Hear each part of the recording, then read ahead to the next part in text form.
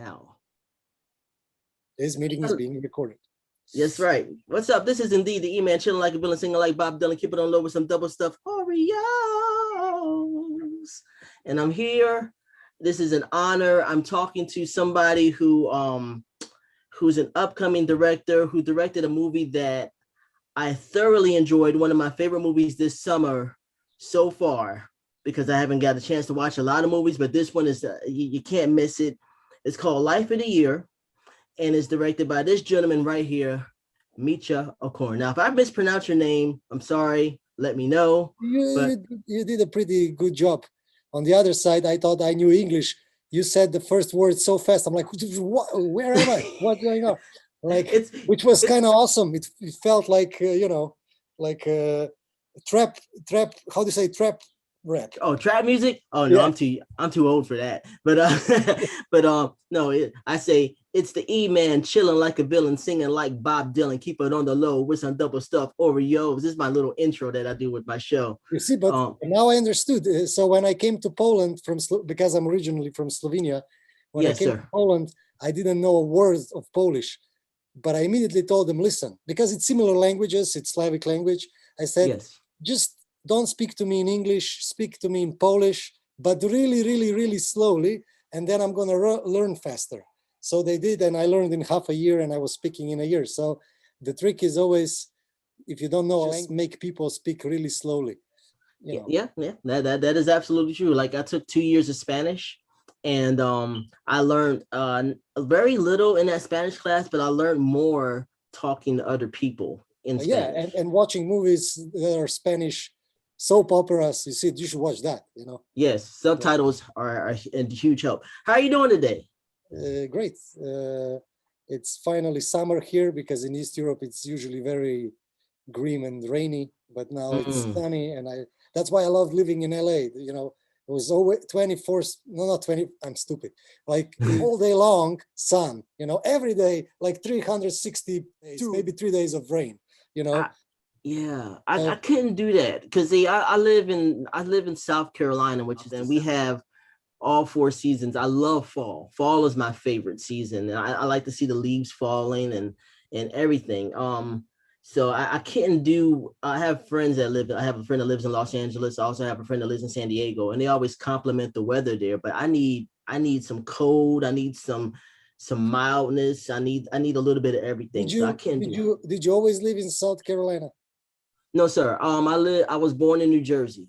So I moved to New Jersey when I was 8 years old because my folks got a divorce. So and I stayed in North Carolina, and now I'm in South Carolina. Yeah, well, because I had 4 seasons for 35 years of my life. So when I was living in LA, it was a good change to have just 1 season, you know, like, oh, this is new and I like it, you know. Yeah, that's awesome. And when the weather changes, it just, my brain stops working, like, you know, when the pressure drops, because the pressure has to drop so that the weather to change, my brain goes shut down. Yeah, like the windows, you know, that sound. Yeah, is it like, do you have seasonal depression? I mean, because that's a real thing. People get like their mood changes when the seasons change. Is it that way with you?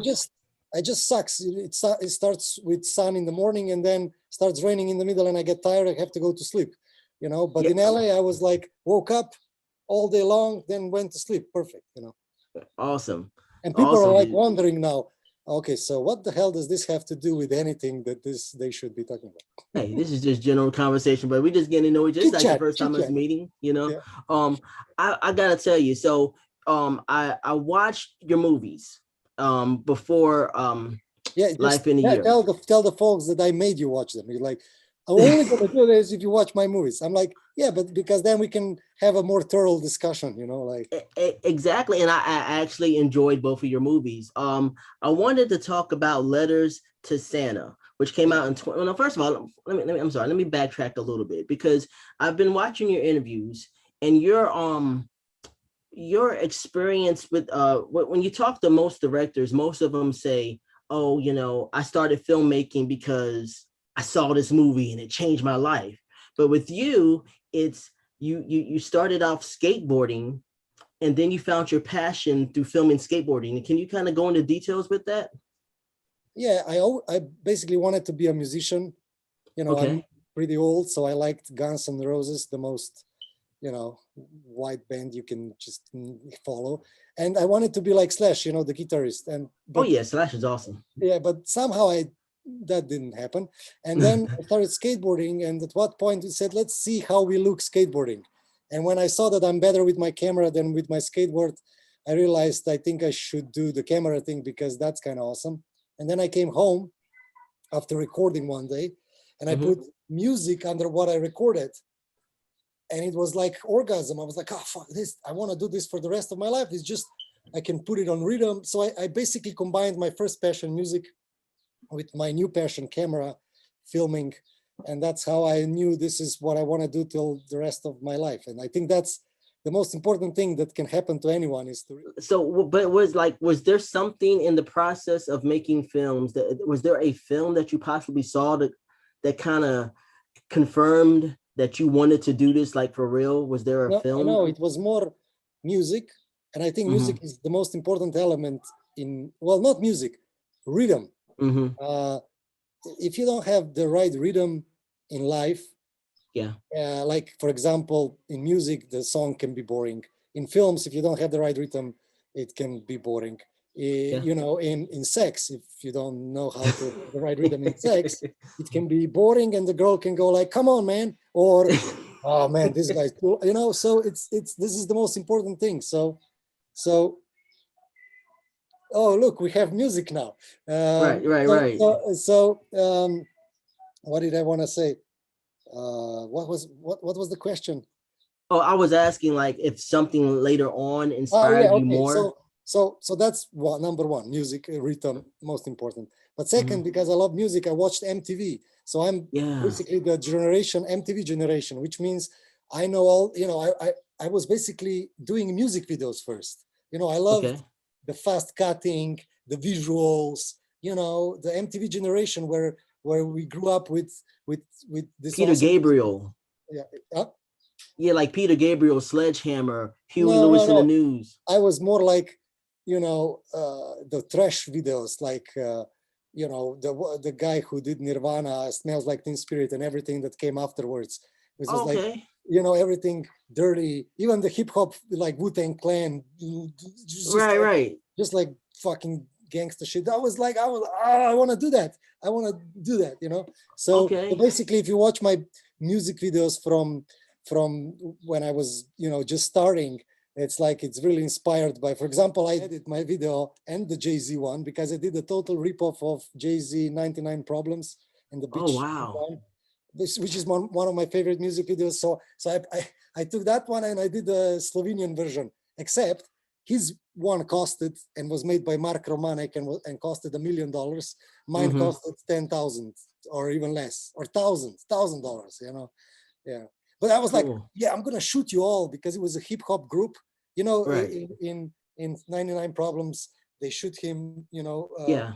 and then I shot because the group had 7, so I was like, it's gonna be even more fun. I'm gonna shoot 7 of you. You know, Nice. but you know, so basically, music videos was the first thing, and then at some point I said, let's do a film while we're at it. I never watched films like I of course watched films, but I was never like, oh, I'm watching a movie now. I want to be a director. No, it was Okay. always later on, which is great because when I started making movies, it was like all fresh to me. I'm like, oh shit, you know, I wasn't like many directors who saw all movies that you can see, and then they want to be original and make these original movies that then nobody understands and nobody watches, which is not so much in America, but in East Europe, everybody does that. You know, in Okay. school, they make them watch all the movies and then they make movies that nobody watches because they want to be original, you know. Right. Well, that's cool. Like when you're talking about those '90s videos, like Nirvana, and like you even said Wu-Tang, and you had a chance to work with RZA. Oh, Um, man, you he's know, awesome. that was awesome. You know what? Sorry to interrupt. You know what's the Oh, awesome no, thing okay. about Riza? You think he's gonna be this bad boy, you know, drugs, but this guy is like Zen. He's like Oh yoga, yeah. vegan, healthy living. I had so much fun. But I was, of course, like, you know, of course, we worked during the day, but in the evening, I was like, tell me some stories from the Wu-Tang Clan times. Like, so, how was it? Old dirty bastard, how was he? Yeah. All that. I listened to his he was on a podcast and I forgot which one he was, and he's a very calm guy. Like, when you listen to him talk, he's very, like you say, zen. So you're absolutely correct. Well, you did Letters to Santa in 2011, which you shot in Poland. And I noticed something really cool in that movie. The same actor from Planet Single played the DJ, and he played also Tomek. Isn't that his name in Planet Single? It's the same actor. Yeah, so because Poland, the guys in Poland are not that attractive. So he's like, especially the one that are actors, they're all like kind of specific looking people to not offend them, So that's why they're great for these war depressing movies. They're perfect. But if you want like a handsome guy, even America has problems with that. I don't know if you know, all the handsome actors are from Australia. Like if you think about it, like all of them, the most handsome guys, Australia. So in Poland, we have just this guy. He's like, he's like nice looking, and the women love him. And so if you do a romantic comedy, that's women should love him, Oh, cool. But I wanted to, because women buy tickets to the cinema, so absolutely. but just I want to so Letters to Santa, it's a movie I did in 2011, and it's like a Love Actually ripoff, which is like a Christmas story, a multiple story film with 5 families and all that problem. It's like a romantic comedy. And then Planet Single, it's like Ugly Truth. So but I think whoever loved A Life in a Year, I think is going to love them too, because they're similar in structure, as in a little bit funny and then very dramatic at the end, I think. But I don't know, what did you think? I thought it was, I enjoyed Letters to Santa. I enjoyed Planet Single a little more. And I thought, first of all, I'm not familiar with a lot of those actors and actresses, but the lead actress in Planet Single was gorgeous. Oh my gosh, she reminded me like of Anne Hathaway in a way. And I enjoyed both films. And I wanted to ask you, with Letters to Santa, my producer said the same. Clarence from Life in a Year, like awesome producer that basically found me, and he watched Letters to Santa, loved it, and then he watched Planet to Single and said, now you definitely have to direct Life in a Year. And he said, this main actress, she's awesome, and she looks like Anne Hathaway.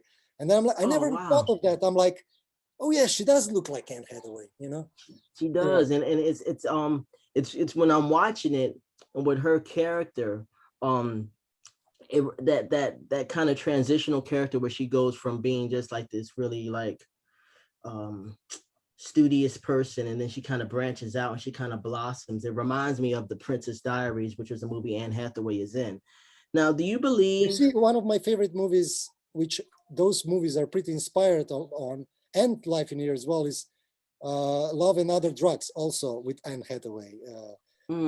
It's not many people know it, but it's really heartbreaking because she's also sick there. So anyway, just dropped. Yeah, I've never seen that. I got to check that out. Do you believe, like, okay, with Letters to Santa, like you said, there's each one of the stories and the characters in the movie intertwine, and it's become this really beautiful serendipitous thing. Do you believe in serendipity even as a director, or do you think that's just Hollywood magic? Do you think that's a real thing? Like how, serendipity? So first of all, I believe I'm not per se. I'm not an atheist, but maybe I'm an agnostic. So I do believe there's something above us that guides us, and that everything happens for a reason, and everything is good for something. I believe in universe, which Clarence Hammond, my producer, he was like, if universe wants it, that's gonna happen. It's always so. I guess that's a little bit believing in serendipity too, that everything happens for a reason, that people meet if they need to meet, and they don't meet if they don't need to meet. But at the end of the day, movies should sell and do sell many times. Yes. A better better version of life. They sell a virgin, a better version of life. Like they because people should aspire to be better. People should aspire to love. People should aspire to believe in love. Even if you're hurt so many times, you should always believe that the next one is gonna be the one. So I think, but at the end of the day, when I do a movie, it's quite mathematical with me. Like I go, oh, and then this and this, and then this has to happen. It's very structural. It's like I'm enjoying. I fell in love with the process. I fell in love with mathematics of it. Okay. Basically, I fell in love with how hardcore I'm gonna manipulate the people to cry. I'm like, this is gonna be awesome, and then they cry here, so it's not like, oh no, I'm gonna tell this very heartbreaking serendipity story because universe. No, I just go like, oh, this is gonna be great. They're gonna smile here, laugh there. It's gonna be, people are gonna enjoy. Not a very romantic point of view, but at the end of the day, if you're passionate and you do this with love, it is romantic. I think that's important, man, because I think it's important to convey and have people express those emotions. The last time I cried in a movie, besides the movie that I just watched, Life in a Year, I watched this movie called $1 Million Baby, which was directed by Clint Eastwood. Yeah. And it put me in such a place to where, like, I was so sad and I didn't want to watch anything else after that day. You know what I mean? And I think that crying and conveying emotion, specifically crying, because men, we're not supposed to cry, but I think crying is necessary. I think crying is like taking your soul to the laundromat. That's actually a line in the song. Man, you should be doing lyrics. That was a good. I can't take credit for that lyric, because that was off of a song called "Cry" by Life Jennings, which is an incredible album. But at least emotionally, it touched you, so you can recognize you're emotionally intelligent. So Oh, thank you. Yeah, but I totally 100,000% agree with you. Crying is necessary to cleanse and to have a catharsis. If that's the word. So I think I love to cry. It's because your whole body is shivering, all the tension comes out of your body. And so when I watch a movie, when I cry, the worst thing is you usually cry towards the end of the film. And then I'm like, no, the titles, I want to cry more. And then I try to always find a new film where I'm going to cry, but usually that one disappoints. And then I'm all disappointed.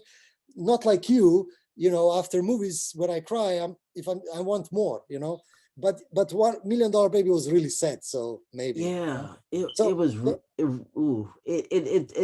Million Baby made me cry. Of course, The Lion King. When Mufasa dies, but specifically when Mufasa rises from the clouds. Usually, you always cry when something happy happens, which is weird.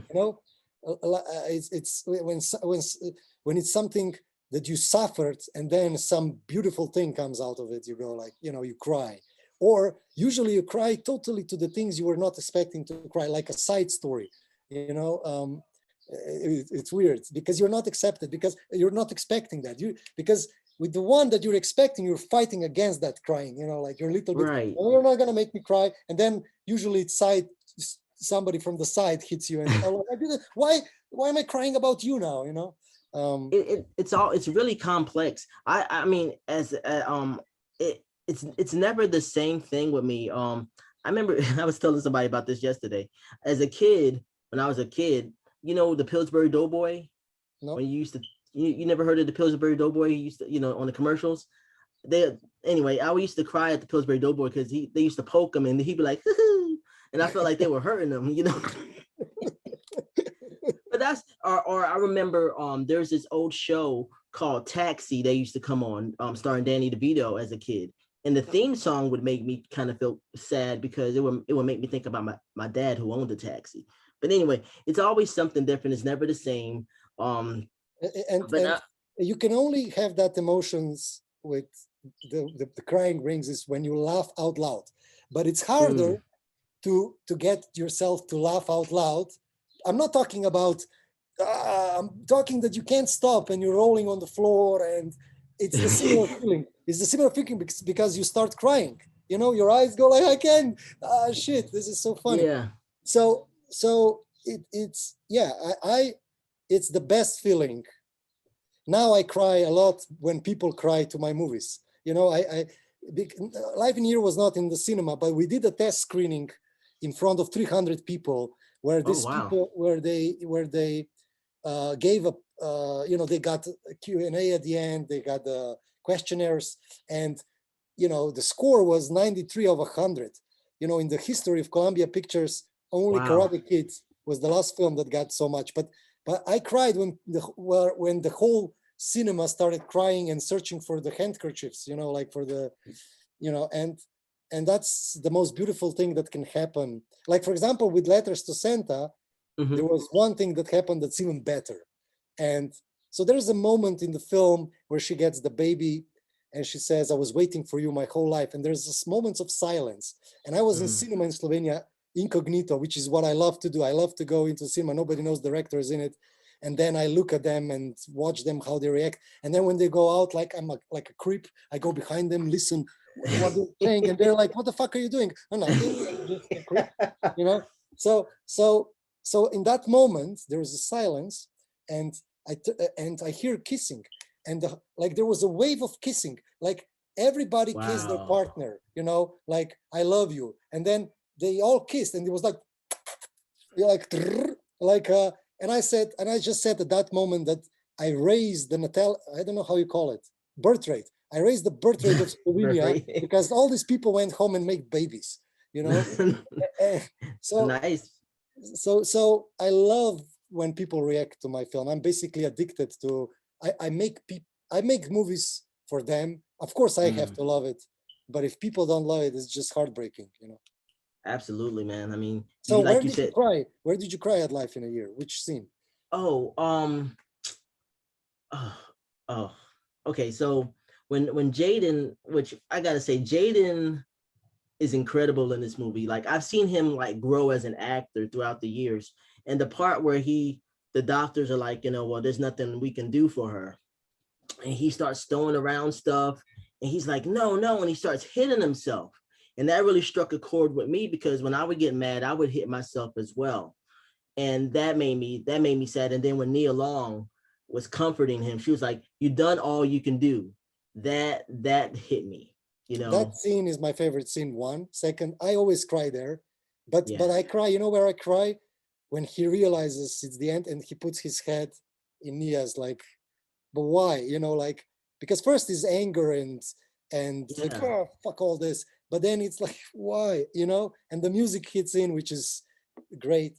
So yeah, but also that scene was so hard to make because Jaden is not only a great actor, great singer, just a great all-around talented person, but he was raised up by Will and Jada in such a beautiful way that he has so much respect for older people than him, especially someone who plays his mother. So when Nia Long said, stop, he stopped. It's like programmed. It's like he stopped.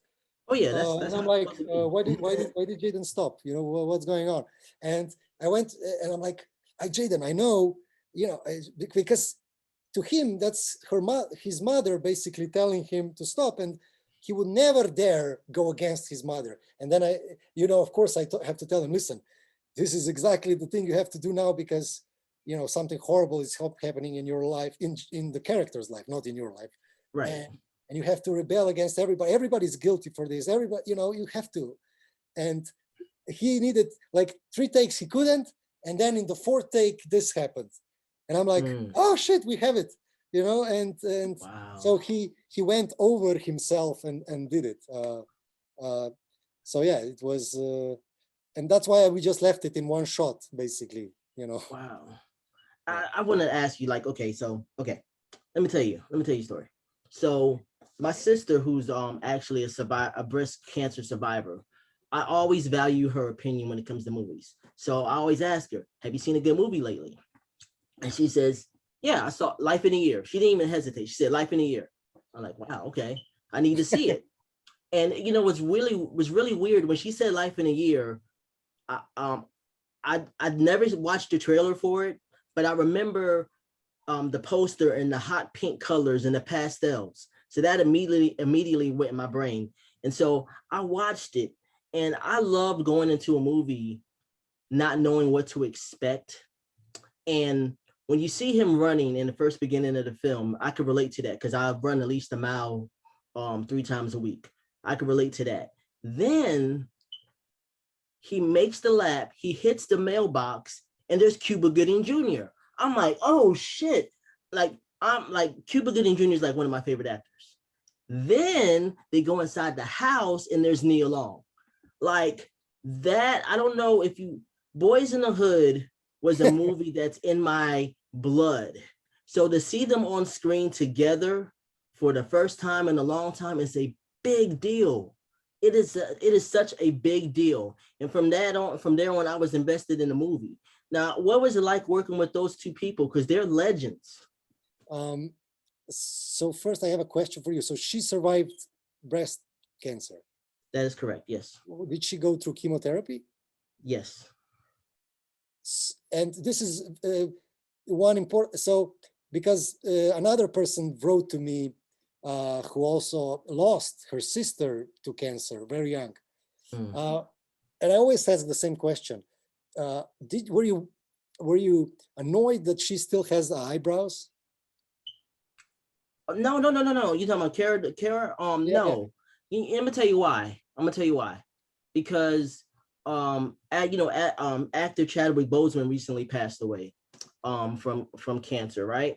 And he still kept his hair. It varies. Some people keep their hair through chemo, some people keep their eyebrows. So I think her keeping her eyebrows is really awesome because it gives her such, it's her trademark. Yeah, exactly. So it gives her that characteristic. I didn't want to ruin that. I'm like, I think 0.001% people are gonna be bothered by that.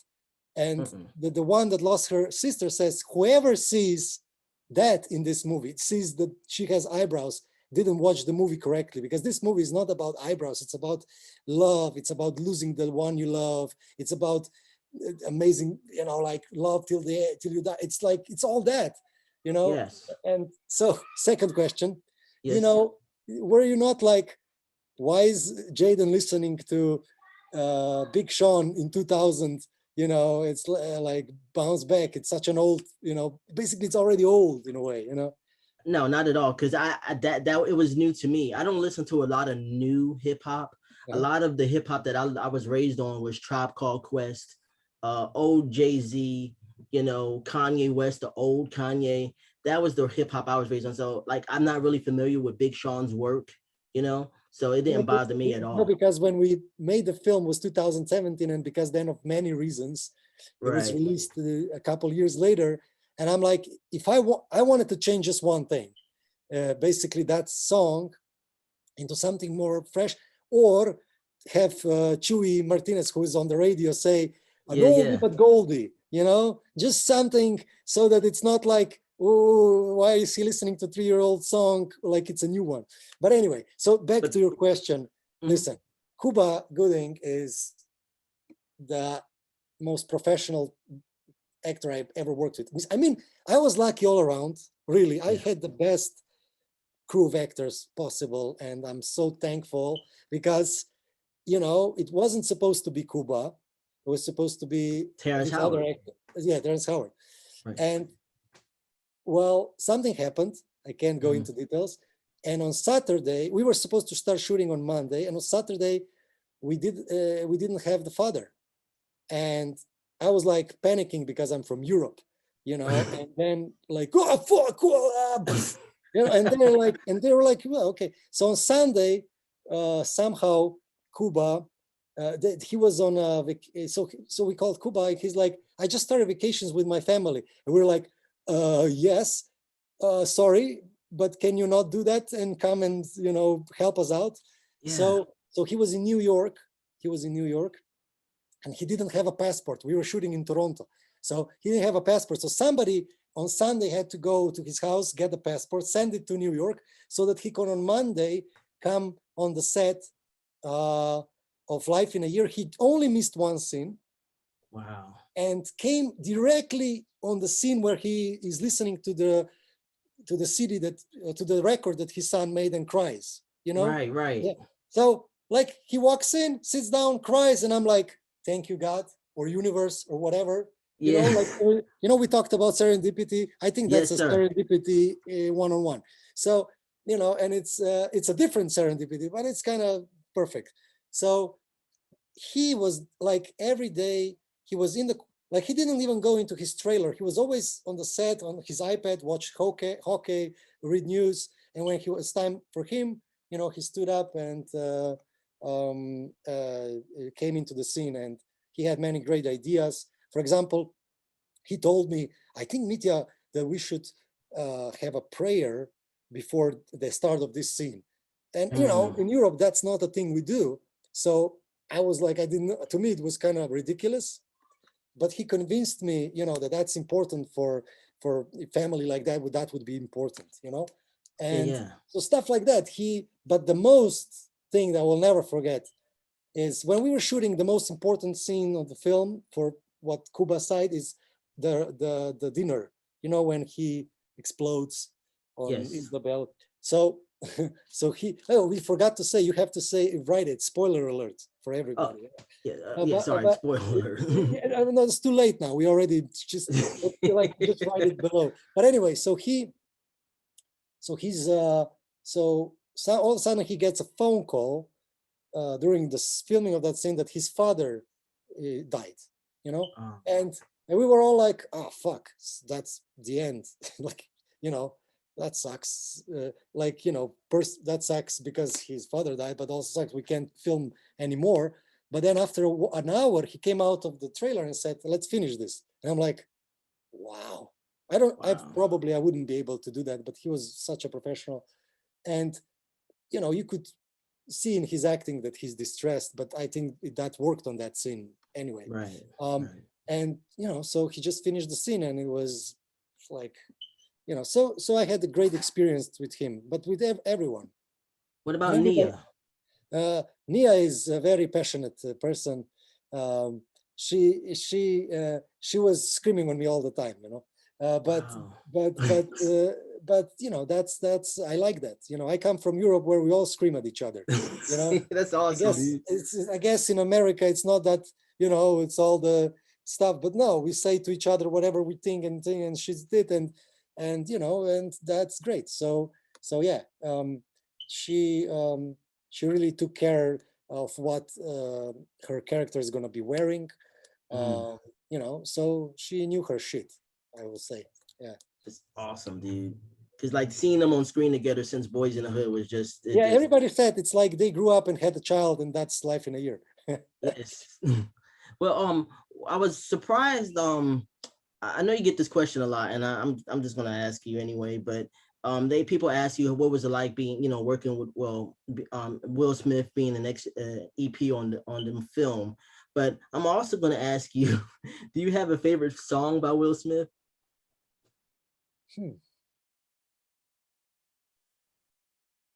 Yeah, I don't know. They're all. I was like, maybe not a song, but I watched every single Fresh Prince from Bel-Air, you know. Nice. So I guess that's what I would be fan of his from that, and Pursuit of Happiness. So those are like, that's my. I love the fact that this whole family is very emotional. So I guess they, like me and you, they love crying. Will Smith was always crying behind when watching his son. Hey, that's my son. And he was crying all the time, and I'm like, this is great. I can work with that, you know, because emotions are emotions. You can't cheat them, you know. No. So listen. I was afraid so much to work on this because, you know, I'm working with the biggest star ever. One, second, he's actually the father of my main actor, and I'm going to be telling his son what to do. You know, it's going to be a huge Hollywood production, like it's for a big studio. So I went directly into the, like, for it could be the worst thing ever, but everything at the end was perfect because, you know, Will he's so experienced, and he was on the set, and he only talk to Jaden, but I was always listening what he's telling him, because I was like, oh, probably he's going to say something stupid. No, 90% of things were, I would never be able to say it as good as he said it, or, so I learned a lot even from just listening to that. Obviously sometimes I disagreed because I knew the script inside out, and I said, oh, if he cries here, he can't cry in the next scene, but the next scene is more important. So, but what I loved even more was Jada. She was there when the scene of Isabel dying. I loved working with her. And her brother Caleb, which was my one. I had so many producers on this film, like 8. But I was lucky. I guess, you are with whom you are, and I think Will Smith gathers around himself people that are like him, and he's very emotional, very honest, funny, and loyal. For example, I'll never forget, we wanted this other song for the film, Bounce Back. We want another song from this artist, and this artist was like taking forever to reply, basically disrespecting us a little bit. And then Big Sean, said yes immediately, and Caleb, and they all shake hands, and the next day, this other guy, which we wanted the song, said, okay, I'm going to give it to you. And I was excited because I wanted that song, Right. And Caleb said, no fucking way. I shaked hands with that guy. That's done. Right. And I'm like, I respect that. That's fucking awesome. Fuck that shit. That's awesome. That is awesome.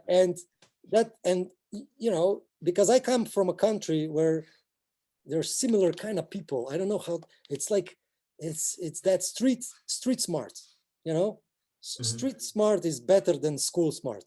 Street smart is you're funny, you react quickly, you are on your edge all the time, you're loyal, that loyalty is important. You can't get that in school, so street smart. I love working with street smart people. Yeah, I know you said in another interview that's what you liked about Kara.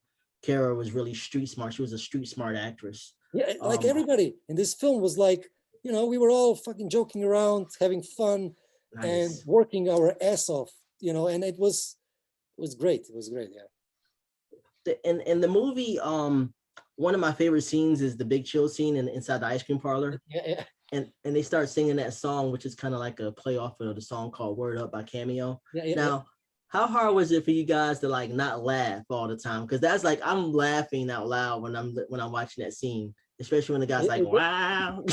There's a rule in cinema. Yes, sir.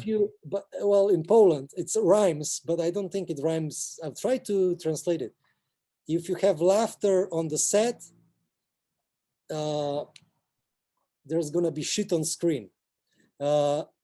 Usually on the set, it's such hard work and so much tension, and you have to make the you have to be on time, because every hour costs $100,000, and you don't have that because it's a low budget film, so it's so stressful. So the last thing you're thinking is laughing, but that's good. Sometimes 90% of the time when you laugh on the set, when you come into the editing room, it's not funny. Because when you put it in the context of the whole film, it becomes so funny, it's stupid, ridiculous. There was a movie called, I forgot. They had the whole thing about being full retard. It's in that film. It's a comedy, and they say you never go full retard. Tropic Thunder. Yeah. So nowadays you can make that movie, which is ridiculous because it's hilarious. But they have a whole, and this is my goal. Like, this is my goal in filmmaking. A rule. If things go too full retard, it becomes so funny, and then it's not funny when you watch the movie. It's weird. So yeah, I think we weren't laughing that much there. But that's a good thing. Yeah, that's like one of my. You're thinking, you watch, and the last thing you're laughing like, she's not where she needs to be. Okay, well, this needs to be faster. You're like in the thing. Wow, that's crazy. Like in the movie also, I watched it twice. Okay. And one thing is like, at first when I watched it, Cuba Gooding Jr.'s character, I looked at him as an antagonist at first, but second time watching it, I'm like, well, he's not an antagonist really, because the fundamental stuff that he's trying to teach his son, greatness requires sacrifice. You know, those things are those are fundamental things that can apply to life and anything, except that if you're not passionate about what you're doing, you can only do it for so long. So his son wanted to do music. So he wasn't trying to hear that. And that was the only problem. Other than that, he really wanted the best for his son. So when he says greatness requires sacrifice, is that something that you believe in as an upcoming director in order to get things done, in order things for you to be successful in filmmaking? Do you believe in that? Of course. I think I sacrificed so much in my life to get to where I am. Since I did that skateboard film, Mhm. I for 7 years after that, I didn't go to vacations and I didn't sleep much. Wow. And then I moved to other country and I had to do it all over again. And then I had to go to Hollywood and do it all over again. And, it's so much stress. You're fighting for every detail. So after every movie, I get really sick, and I had a heart attack after Life in a Year. So greatness requires sacrifice. And Wait, this wait, is you not, had a real heart attack? well, it's not, it's, Panic attack? no, no, no. Uh,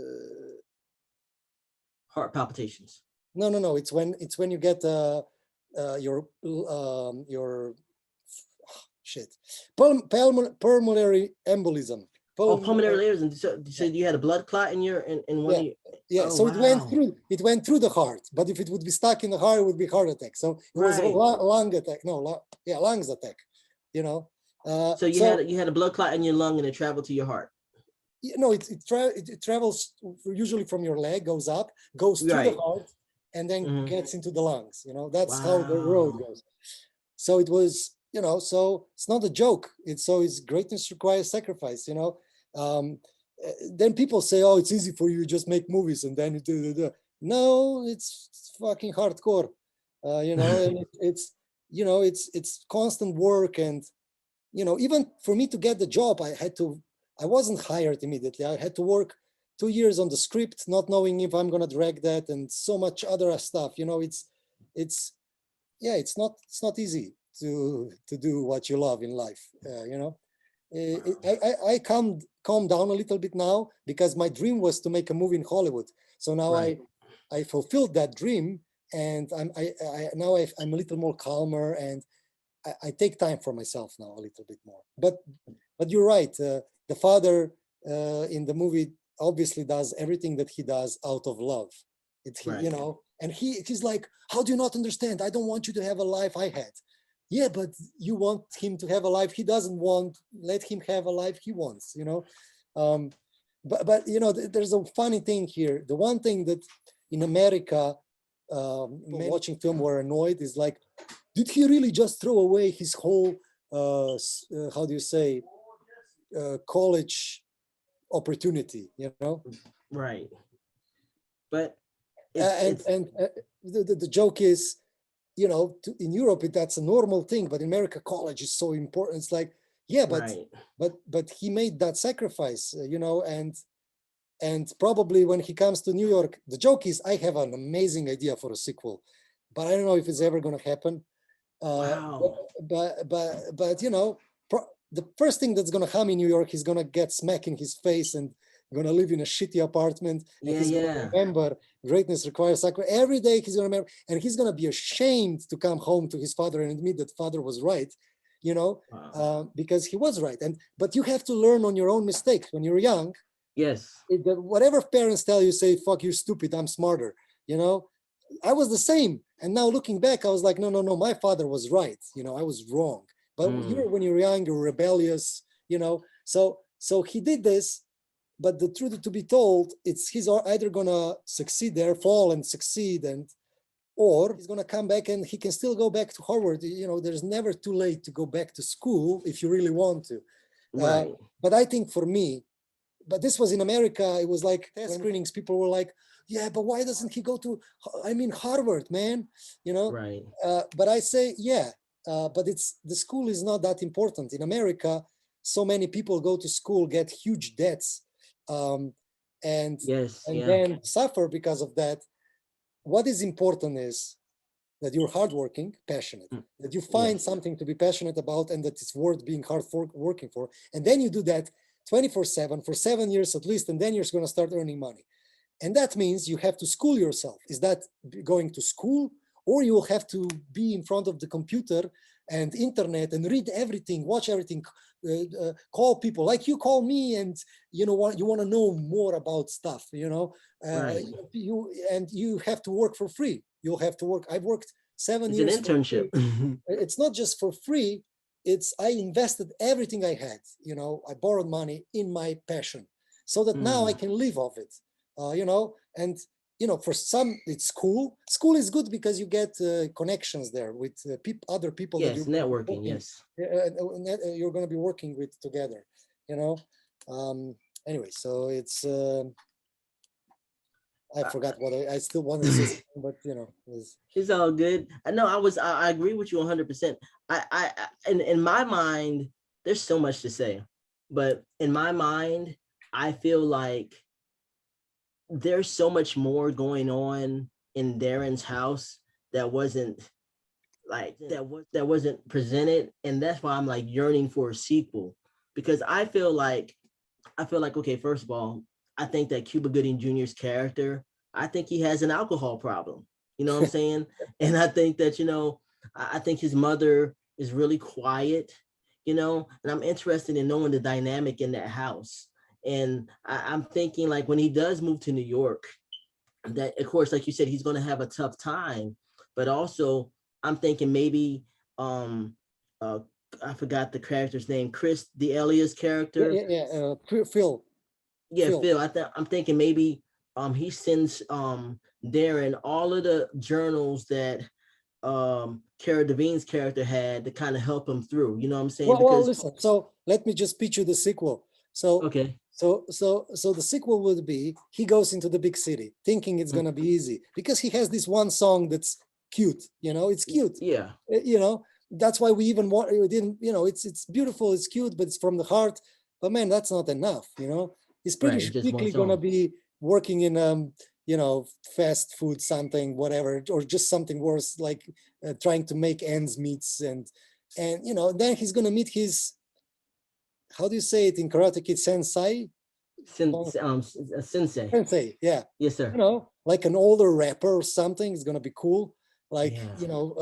can be a great again cameo, like not cameo, but like Method Man will be great. Method Man. Method Man, Eminem, whoever, Yeah. whoever that's like and he's like, and teaches him how to fight your way up, and but basically the side story is he's gonna have to go over the death of the loss of his girlfriend.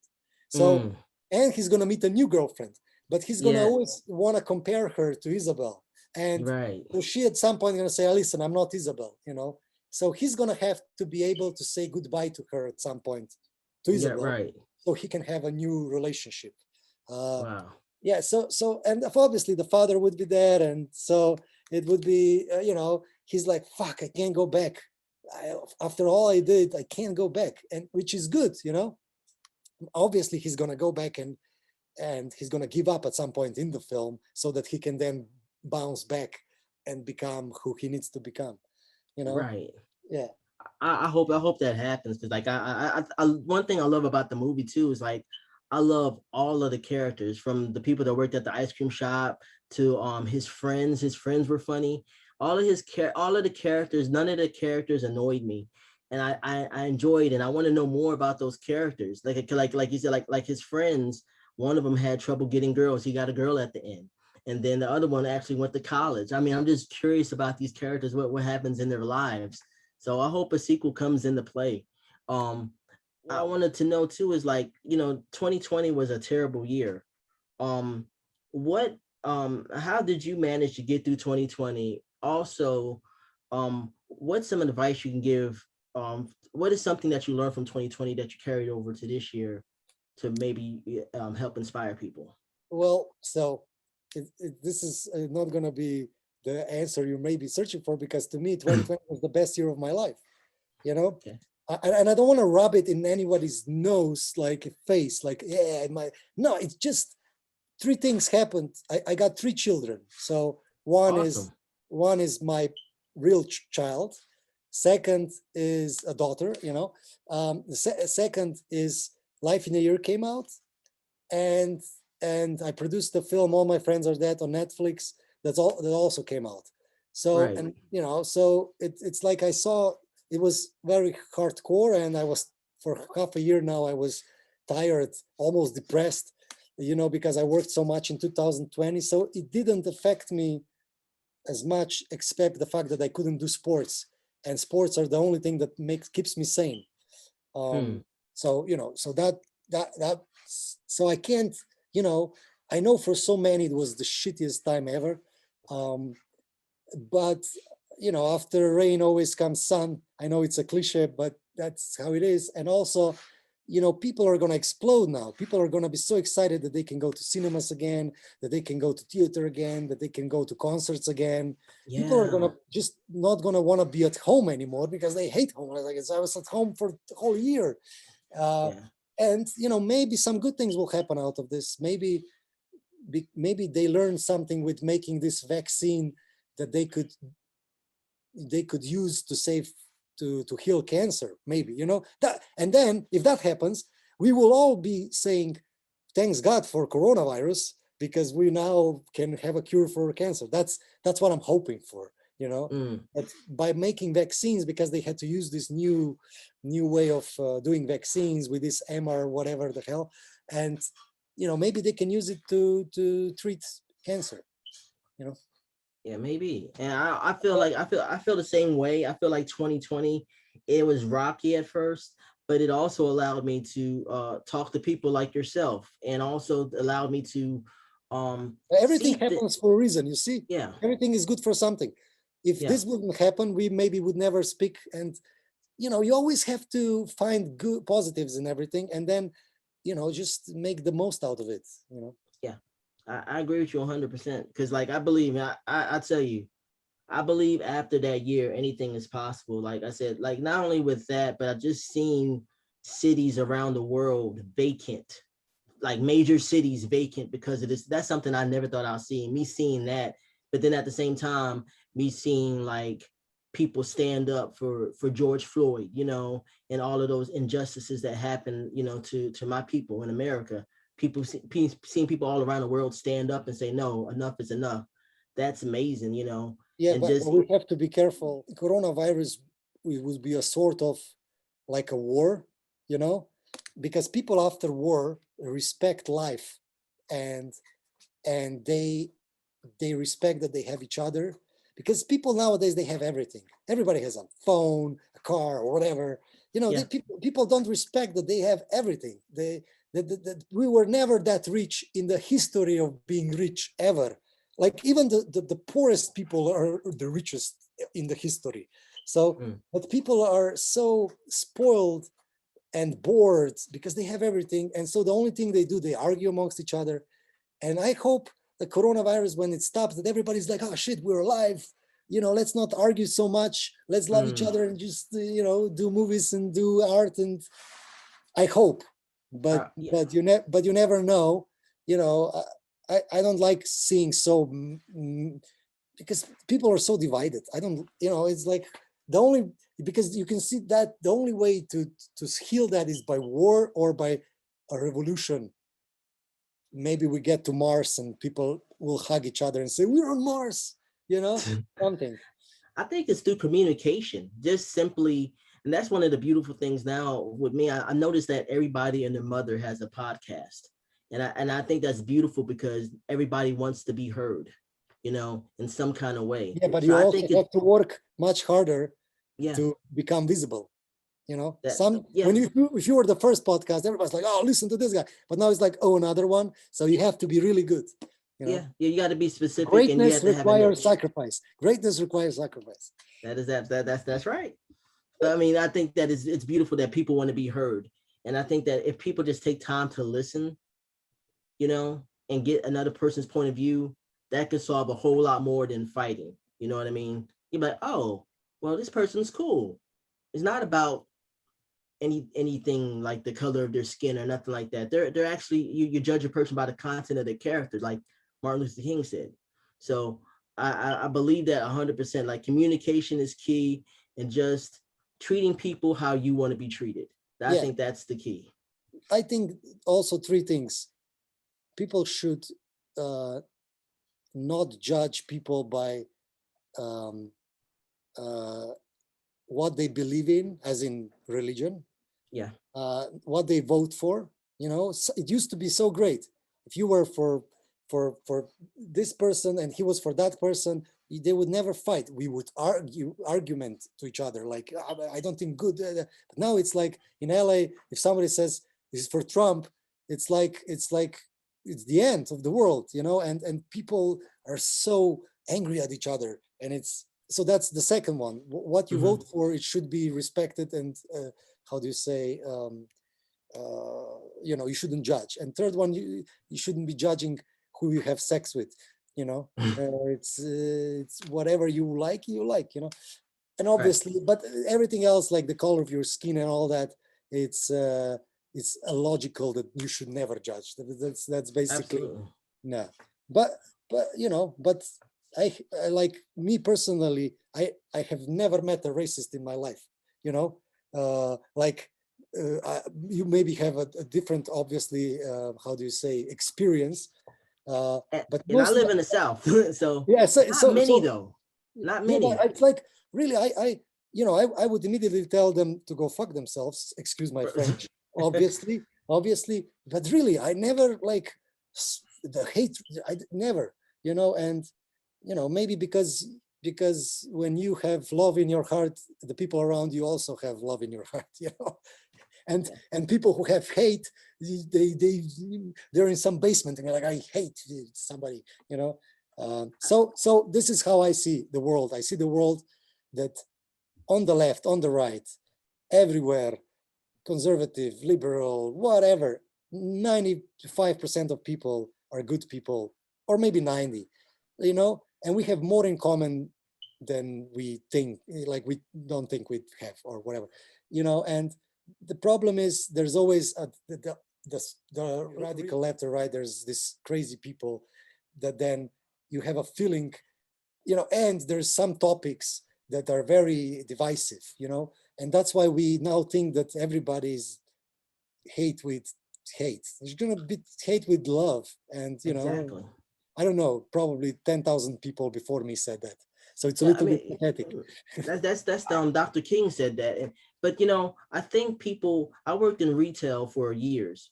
And one thing I learned about people too is like people are at their worst when they're hungry. And when people act like they're worst when they're like uncomfortable. And if you're able to empathize with people on that level, because you get hungry sometimes, and sometimes you get uncomfortable, then you'll be able to like handle that a lot better, because usually it's not you, it's them. It's their uncomfortable moment. Everybody has bad moments. If you're able to empathize with them, you'll be able to have that common link, and you'll be able to communicate better. That's one of the benefits about working in retail, because I see so many people, and you just you listen to them. It's like, oh, they're having a bad day. It's not about me. So yeah, this is very important. Now it became that if you get offended, you immediately think that person did it because of this, and that. But you're never asking, what if he has a bad day? What if that person has an even worse life than you, and it's just everything came on, and he's insulting you, not because he's this and that, but because life, Yes. So we should always try to see both sides of the story. Obviously, there are bad people always, but I think they're such a minority. Yes. But like this media is making it like there's majority people are bad, and that's the worst, because we're not like, look, I'm Slovenia, you're from South Carolina. We have a great conversation. It's fucking awesome. We watch movies. Love basically, movies. I hope you're healthful. I'm healthful. I hope I am. Yeah, man, this has been great. I wanted to ask you one quick question when it comes to Planet Single. The name of the character, Tomac the Wolf Wazinski, right? That's his name. Yeah. Now, I'm a big fan of the original movie called Teen Wolf. Is that a play off of Teen Wolf? Because Teen Wolf had a character named Styles Selinsky. So was that inspired by Teen Wolf? His name? I have no idea what you're talking about. That means okay. That it wasn't. But I like when people find things for themselves. If I was like smart, I would say yes, and then you'd be like, oh, great. No, we are. No. We just, the idea was, if he's cocky and arrogant, what animal would that be? A wolf. And there's nothing big behind that. Or I didn't. Yeah. Such a great character, because I love the fact that out of the movie's great, but the thing that I got out of that movie the most is his character, because you see that he uses puppeteering as a foundation for his show. He was a puppeteer in the beginning. He didn't have any friends, and he uses puppeteers to create this huge show. And I thought that was so cool. It kind of reminds me of Jim Henson, the Muppets and things like that. That's such a great character, because you see like he's kind of a jackass, but then when you learn that he didn't have any friends growing up and he had these puppets, and then he created this show, I thought that was awesome. This is exactly what we were just talking. Like immediately at the beginning, it's like, this guy's a dick. How does he treat this woman? Is he like, fuck? Like, for example, the producers wanted to change all of that. And I said, because we had a test screening and women were screaming at the screen, fucking asshole, da da da. And they wanted to change. And I'm like, no, every single woman of that, they want to see how this asshole is going to be hurt and changed by this woman, Yes. So, yeah. But this is exactly what we were talking. You have to be, even people who are assholes, you have to maybe be asking, why is he an asshole? Or is it because of me, which is what you said? Or is it because of his life, Right. Yeah. Such a good character, man. And it's been a pleasure talking to you. And I appreciate you taking the time. Just one more thing. The puppets, I remembered. So, yes. When we were writing the script, we were like, what kind of show does he have? And we're like, and we were battling for months with this. And then one of the sudden somebody said, what if he has a show with puppies? And I didn't hear him right. He said puppies. And I'm like, puppets. This is great. He's going to have puppets. No. I said puppies. Fuck puppies. Puppets. Well, that's awesome. Listen, nobody knows which two movies are we talking about. But, when you're going to publish it, I can, give the links so that people can check it out, or at least trailers, Yeah, please do. That'd be awesome. And man, Life in a Year is on Amazon Prime. If you want to check it out, it's a fantastic movie. I suggest everybody watch it. It's really colorful. It's sad. It's beautiful. It's everything. And Mitja, thank you so much for taking your time to do this. I'm glad we actually had the opportunity to do this today, because I know we had a hang up last week, and I'm sorry about that. But thank you so much. I really appreciate you, man. You're a great person. Many times I'm very disappointed at the end of this podcast. That's why I was like, this is probably going to be another shitty one. I'm being honest, but it wasn't. You really went in depth with, because I love talking to normal people, in sense of not, established journalists who are many times very bored with their life, and they have the same questions. I want to find people like you who really love movies, but many times then I'm disappointed because they don't prepare and they have even more stupid questions than the real journalists. But you really went deep into it, and then because of that, it's always fun to talk to a person like you. So I'm happy that you were, how do you say, stubborn? No, yes, you were pushing and you wanted to, and I'm happy that I decided to do this. And thank you for your time, and thank you for taking the time to watch my films. Anytime, and hopefully we'll talk again in the future, man. because I know I hope you I really would love to see that sequel, because I think those characters are really great. You have to write to Will Smith, Jaden, and to Columbia Pictures, you know. Okay. But maybe, you never know. But you know what's cool about this interview? We started when it was daylight at where I am, but now it's kind of dark. I see. It's like you're about to get swallowed by the darkness. No. It's like we talked lightness, like light subjects, and then we went into politics, and it became a little more dramatic. It's like I did the lighting myself. I'm a filmmaker. You see. Yeah, man. It's been a pleasure, man. Like I said, Life in a Year. It's on Amazon Prime right now. Please check it out. If you want to feel good, if you want to feel a little sad because you need to cry, this is the movie to watch. Thank you so much, sir. I really appreciate your time. Thank you. And look what I'm going to do now. Oh,